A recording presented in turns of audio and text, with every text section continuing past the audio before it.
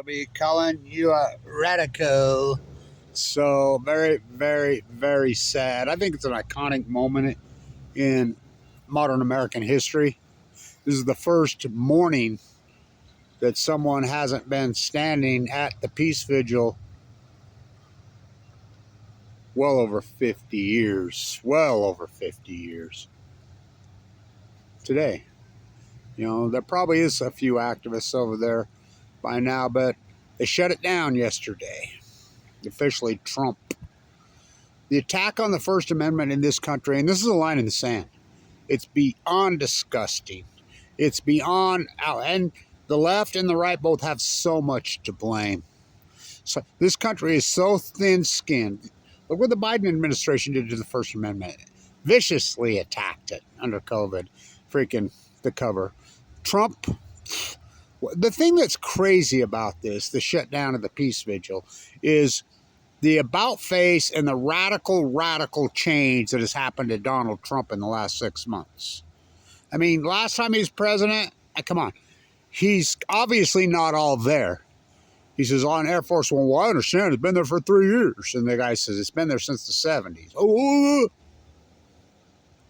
it's a line in the sand. The abuse. I mean, the courts have ruled over and over that what he did is illegal, the shutdown.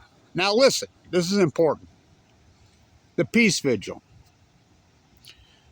I get it. And me and Filippo's had it out over this multiple times. I've had dozens of conversations with Filippo about this. You know, he's pretty controversial and he's pretty outspoken politically. And I told him, you need to calm down and back off. You know, we've had this conversation many times and I predicted this would happen. Because he's so outspoken politically, you know, and he viciously goes after Trump. I get that, but we viciously went after Biden, and I've had this conversation with Filippo dozens of times. Come on, man, you know, and I tried to make some changes there and adjustments, but the peace vigil is much more than Filippo. I'm the guy that hooked Craig up. Craig's a gentle giant, very non-political. Neil Cousins and does the morning shift. Very non-political, very cordial. I mean, fantastic. For the fact that, I mean, 44 years, 24/7, but it's been there long more than that. And it's been over the 50 years because the fight all happened all through the 70s. There were many vigils there set up at the White House in the early 70s. It was the Vietnam protests. In the early 70s, there were a bunch of them set up there.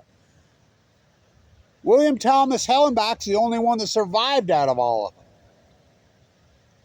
You think it's bad that Trump shut it down? They used to come in, the security used to come in there and beat him up. William got beat up multiple times. So did George. The vigil survived through the 70s. Same in the 80s and 90s. It was constant. It went into the courtrooms multiple times. And the courts ruled, no, it's legal. It stays. That was the last ruling. That's not been overturned. But what does Trump care about courts? And the thing that's crazy about this and is so sad about it, this is for the big kids. I don't give a shit if it gets fucking 112 views. You know? The knee-jerk reactions. The sad thing about Trump is Trump always claimed to be an anti-nuclear. Always claimed to be an anti-nuclear. Always claimed to be the anti-war president. Trump went after Bush and Cheney and the warmongers when he was a Democrat harder than anyone. I went to his rallies in New York. I was the activist in New York back in those days. He would rip the Saudis. Go off and say they were Saudis. They weren't. What are we going to Afghanistan? I mean, he went off on it. He was always been anti-nuclear. Calls it nuclear warming. Look at him now. Look at him now. Trump is completely, I don't know what's happened to him, but he's completely, well, I do know what's happened to him. Bibi, he's afraid of Bibi. He's afraid of the cult. He's doing whatever they tell him to do. He's everything that Trump has said he has, he's exactly identical, the opposite of it now. I've never seen anybody so thin-skinned. I mean, the whole country's thin-skinned. What happened to Charlie Kirk right here in Utah is absolutely horrific. I mean, it's exactly what the Peace Vigil preaches against. We're peace. We pray over there. We preach nonviolence all the time. We preach love your political adversaries. We preach non-war. What happened here in Utah is, well, it's beyond horrific. Who's to blame? Security. Are you kidding? I mean, as controversial as Charlie Kirk was, and he was extremely controversial, but so what? And we have the First Amendment. You're allowed to be controversial. Look at George Carlin. Go back to Lenny Bruce, how controversial. Well, look what they did to him. That's what separates us, the First Amendment, from our repressors. The United Kingdom. King. I mean, he shuts down the Peace Vigil while he's visiting the king, the person, the bloodlines that we had a revolutionary war against. It gave us the First Amendment. The First Amendment is so radically under attack, it is unbelievable, by Trump. Which, Trump has gotten so thin-skinned. He's gotten so, well, always narcissistic, arrogant, freaking, I mean, an Epsteiner. I mean, oh my God. Well, to be honest with you, I can't even believe he's president of the United States. But who handed us that? Butcher Biden. The left. There's our kingfisher. I can hear him. Where's he at? There he is. There he is. Let's get a look at him. He's been here. He's a rare beast. There he is on top of the post. Here he comes.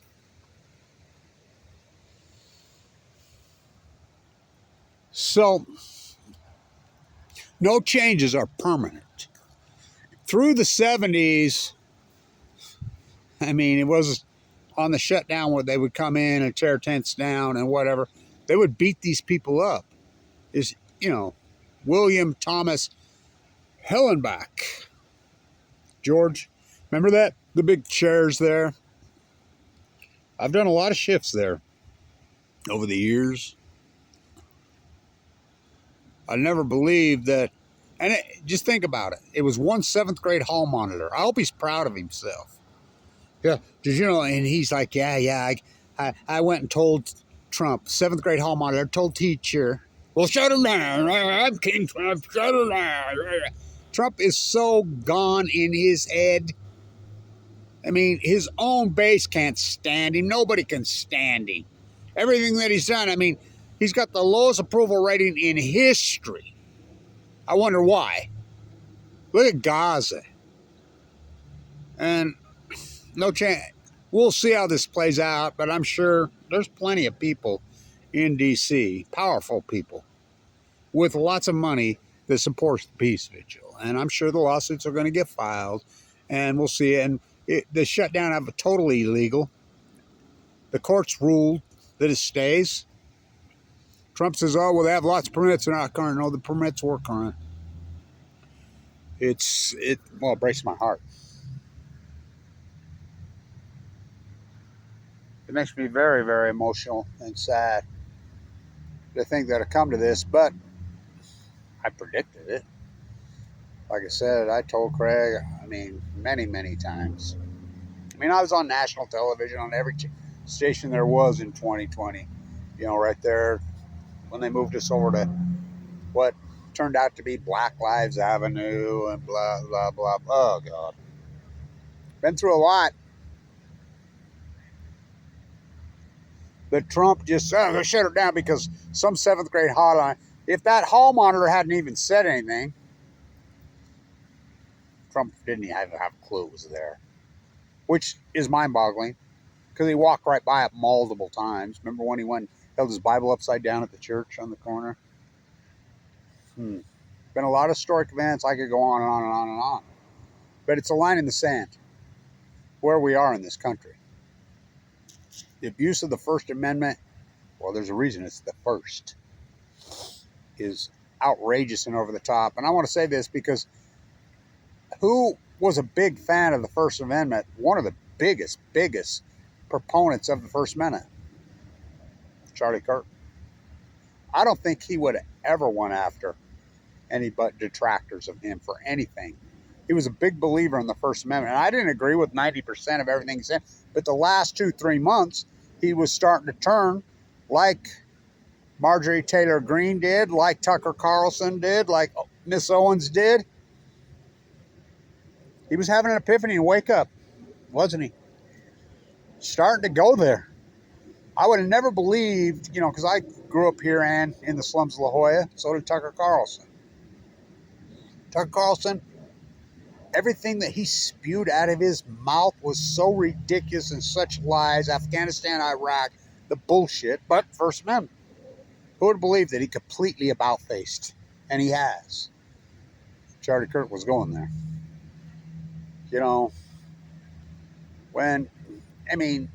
Jimmy Kimmel, come on, look what they did to Lenny Bruce. George Carlin, the king, man. No changes are permanent. Both parties need to quit being so fucking thin-skinned. And what happened to Charlie Kirk? You can blame security. Are you kidding me? He can crawl up on the roof right there and no one see. What? University? Oh, hell yes. I'm involved in the Utah State Legislature. I'm in there constantly because I'm battling, the nuclear hub bill. I know what kind of money gets appropriated for these universities, special security. Where were they? A guy that controversial with a crowd that big, and they don't even have a drone in the air? They can't even spot a guy crawling around on a roof with a rifle? Are you kidding me? The whole thing stinks. And by the way, the guy that they arrested, George, I know George. Everybody in the state. I don't like the guy. Never did like the guy. Center of attention freak show. I go on about him. He's been around for 50 years, every event there ever was. That whole thing stinks. The whole thing smells. But I don't think Charlie Kirk would want people to squash the First Amendment on it, no matter what they said. Look what the things he said. So controversial. And he has the legal right to do it. It's called the First fucking Amendment. But this is a line in the sand. It really hurts my heart. Really hurts my heart. So many fine, great people have done so much work at that peace vigil. And granted, I've had this conversation with Filippo so many times. We batted heads over this. I'm like, Filippo, we need some changes here. They're going to shut us down. Because he is so controversial and political. And I'm like, we need to be apolitical. It's like Neil Cousins used to say, Blanche, when you're here standing at the thing, people, there he goes.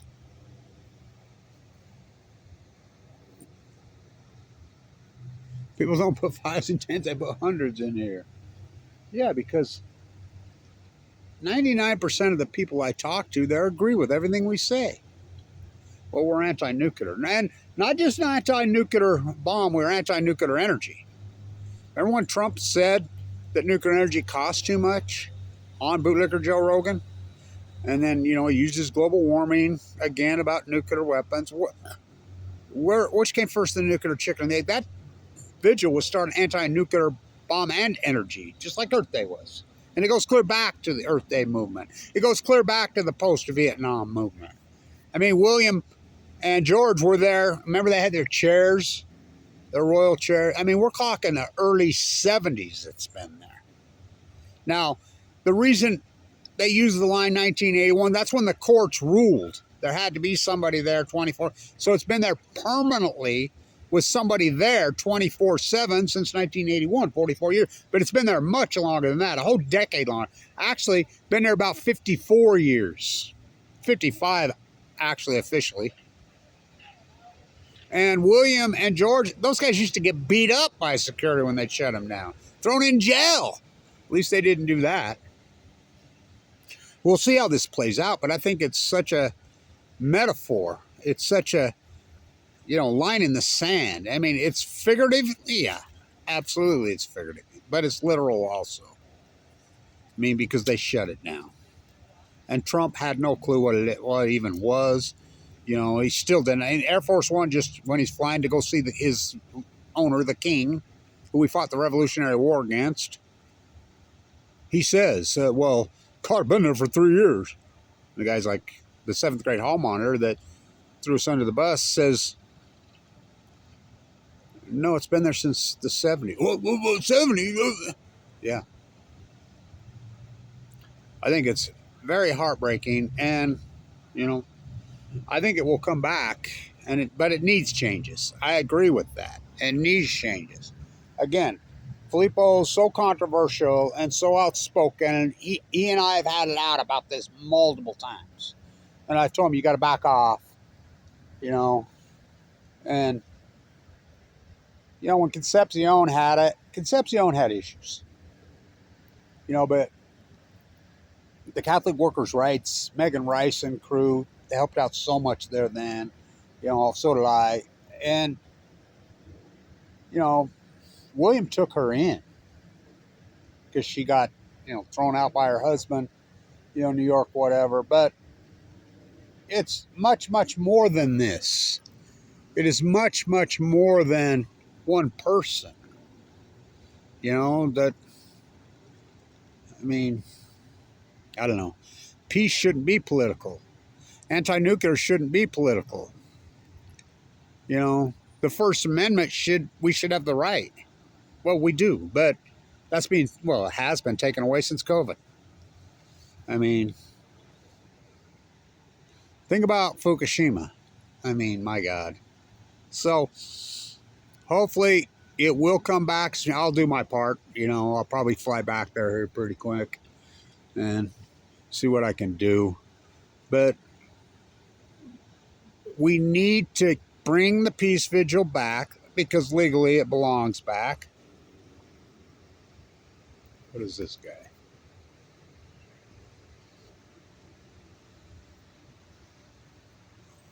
So many exotic birds show up here. Look at this one. I was noticing him the other day. He's been there the last couple of days. We get so many exotic species here. What is he? Wow. Almost looks like some kind of sandpiper.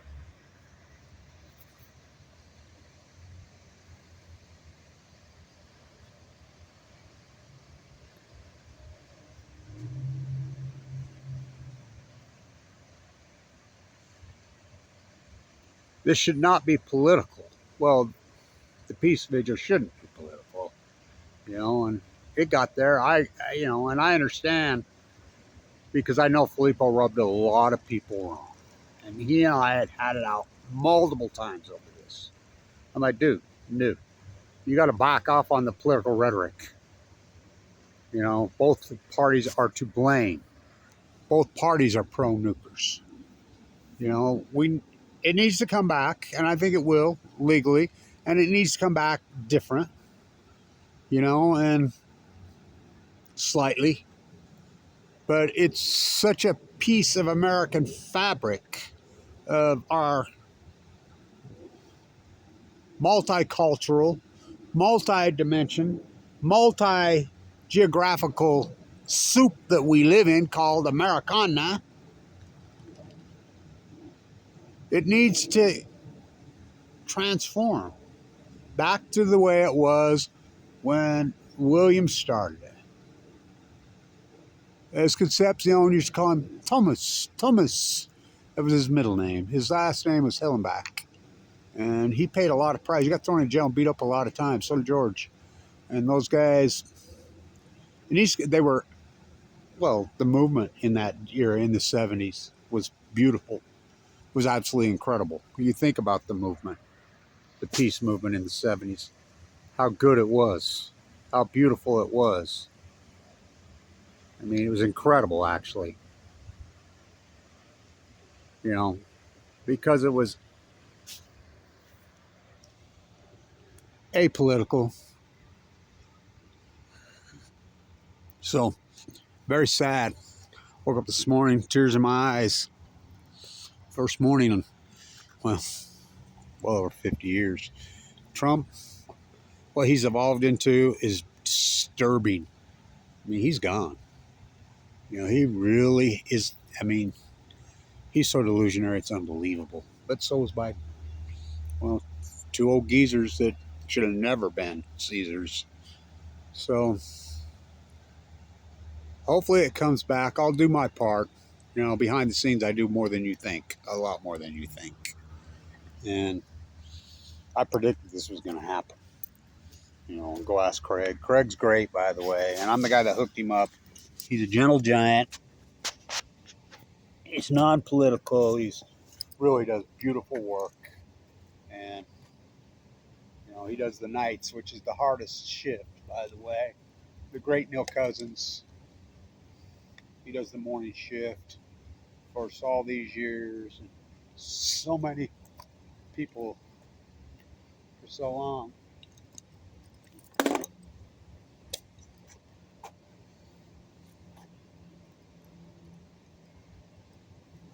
No changes are permanent.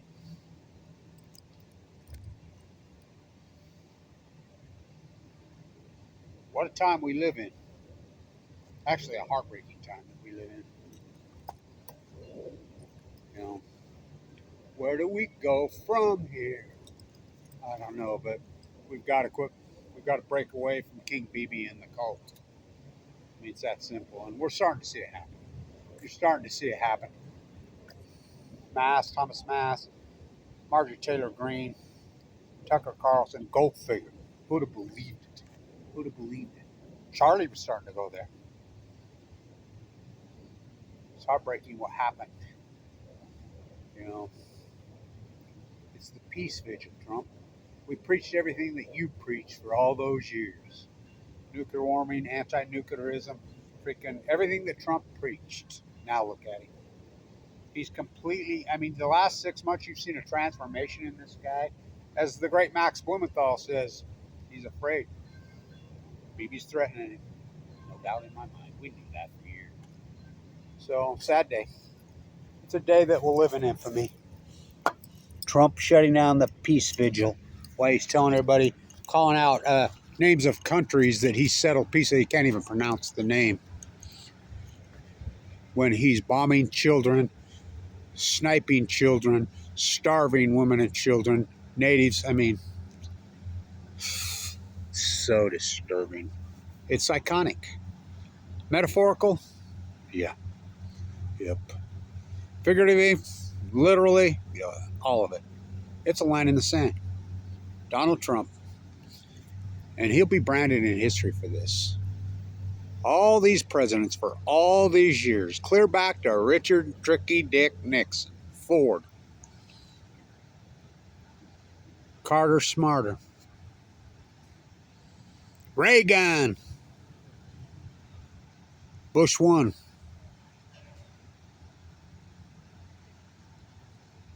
Clinton used to come over there and visit with us. Bush 2W. Even he didn't freaking remove it. Bush's people used to come out. I remember, of all people, I mean, there was people over there from the Bush administration would come visit.